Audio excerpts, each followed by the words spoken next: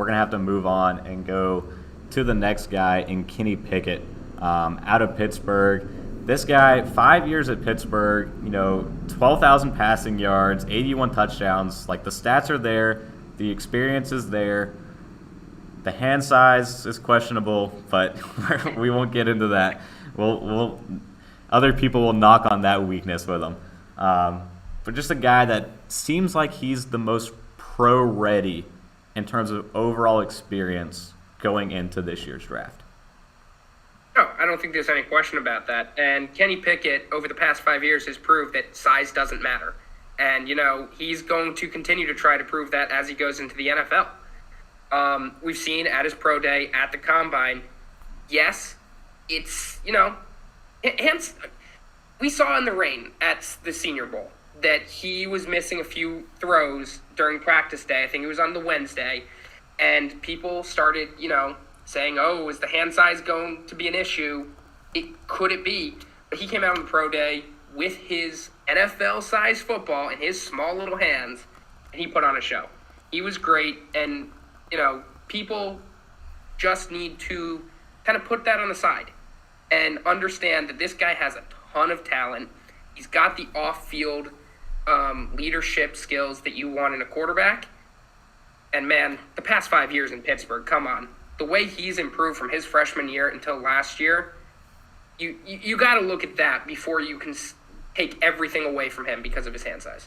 Yeah, something that I actually saw on Twitter earlier today that's actually pretty interesting to me, just as a Packers fan. Kenny Pickett is 5 months older than Jordan Love, who was drafted 2 years ago.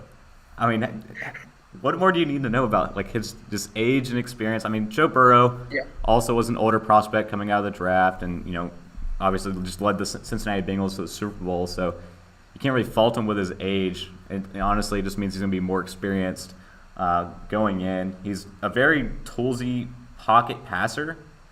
Looking at his tape, he doesn't do much. Getting outside the pocket, extending plays quite like Malik Willis does. But what he has against Malik Willis is the accuracy and anticipation I was talking about. He's able to throw guys open. He has quick eyes, makes very quick reads in the pocket, and that's why I love him going to Pittsburgh. I think Pittsburgh's offense was perfect for that because that's what you saw from Big Ben.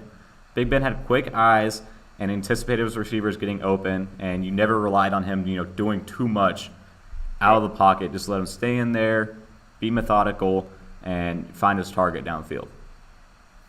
See, that's where I had Kenny going first. I thought going to Pittsburgh would be the perfect situation for him.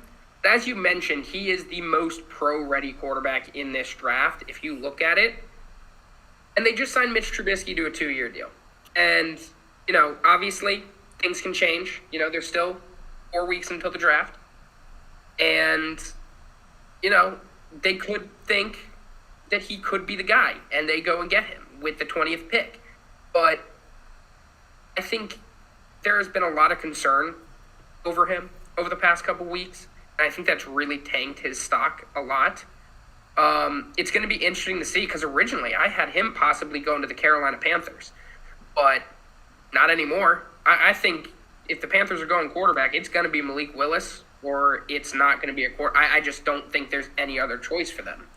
But no, Kenny Pickett is a typical pocket passer with a little more mobility than you would typically see. He's got a good arm. He's got the accuracy. He can throw on all levels of the field.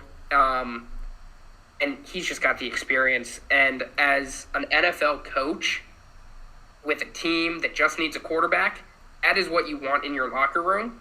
It's going to be interesting to see who takes the risk with the hand size and tries to put him in there. Yeah, I mean, I think it's interesting you brought up the Carolina Panthers because I do think that's another potential landing spot. I think from what I know, I think there was a connection with Matt Rule. I don't know if he recruited him to Temple. I think that might be the connection there. But I saw a picture surfacing on Twitter of the two together. Matt Rule looked really slim compared to the picture that came out at the owners' meetings this past week with Matt Rule with the coaching picture.